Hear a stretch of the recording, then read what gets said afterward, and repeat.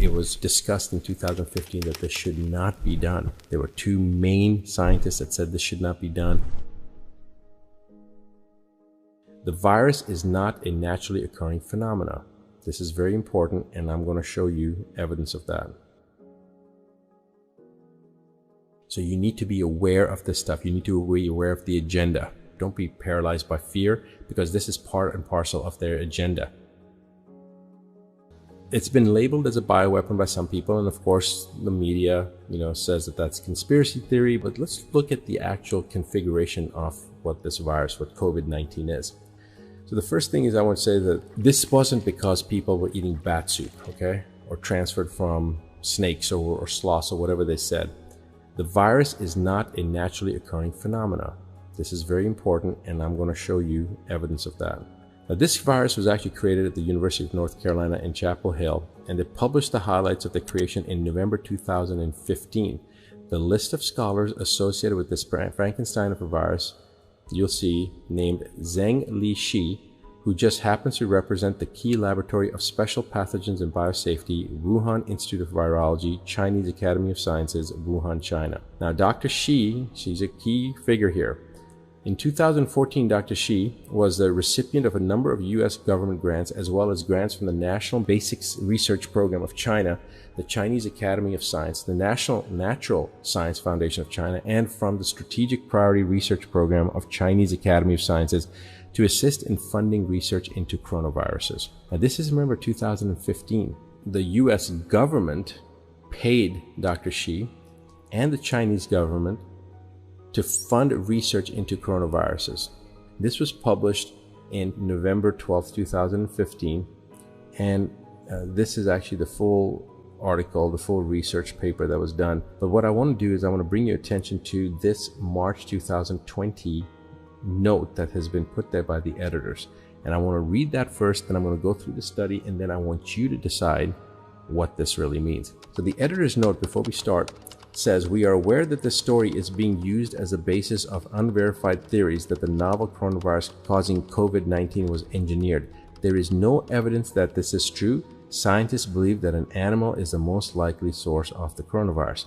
Now, it's obviously whoever wrote this from the editor's note perspective was either an idiot or doesn't understand the English language, but certainly wasn't a scientist, because I'm going to now show you what the study says. Remember, this is a warning now that they're putting here to dissuade people, to prevent them from actually looking at the science, to tell you that, look, the sky is not blue. Yeah, it looks blue to you, but it's not really blue.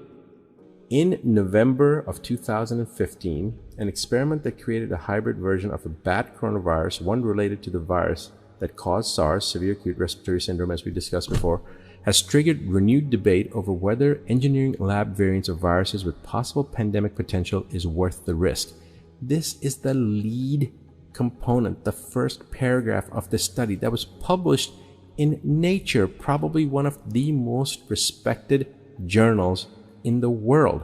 So although almost all coronaviruses isolated from bats have not been able to bind to the key human receptor, which is this SHC014, which is the specific coronavirus we're talking about, was able to get into the human vector. So again, this is the study. This is what you're reading the blue, and they're saying whatever you see, it's not blue. Other experiments in the study show that the virus in the wild bats would need to evolve to pose any threat to humans. Okay, it would need to evolve. It would need to change. It would take time. A change that may never happen, although it cannot be ruled out. Barrick and his team reconstructed the wild virus, the naturally occurring form of the virus, from its genome sequence and found that it grew poorly in human cell cultures and caused no significant disease in mice. Okay, so here you're looking at a virus. It's found in bats. It's very difficult for it to jump to humans. Once in a human, in human cell cultures, it just grew very poorly, and in the mouse model, it didn't cause any significant disease. All right. The only impact of this work is the creation in a lab of a new non-natural risk, agreed Richard Albright, a molecular biologist and biodefense expert at Rutgers University in Piscataway, New Jersey. Why would you take a bug, a virus, a bacteria, and make it more potent? Right? What's the purpose of that? Well, they say it's for research purposes. But why would you do research to make something more potent? We absolutely must resist government run amok taking advantage of a crisis. This is how your liberty dies. Stand up, America, and resist. Department of Justice seeks new emergency powers amid coronavirus pandemic. This is the issue. This is what we need to be afraid of, that they're going to use this false flag type of event, hype it up to take away more rights, more freedoms, and create mandatory actions that people have to do, from quarantine to even more sinister things that are coming down the pipeline. So you need to be aware of this stuff. You need to be aware of the agenda.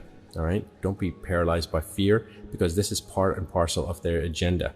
The virus is a self-limiting virus. It seems to burn through. If your immune system is intact, it's not going to affect you. And if it does, it's going to be very, very transient. 24, 48 hours, most people get better.